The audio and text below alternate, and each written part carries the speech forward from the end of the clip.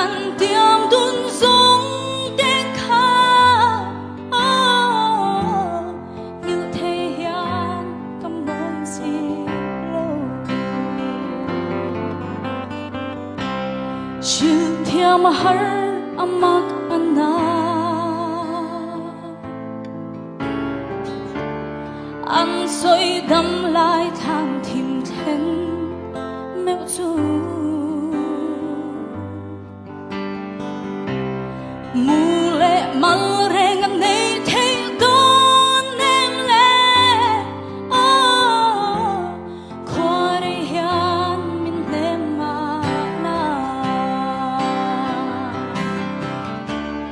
đủ thu lên xa mây mô ca chân tốt hình te cần lên đun lái mi dòng te lệ cần chuan lang lệ mua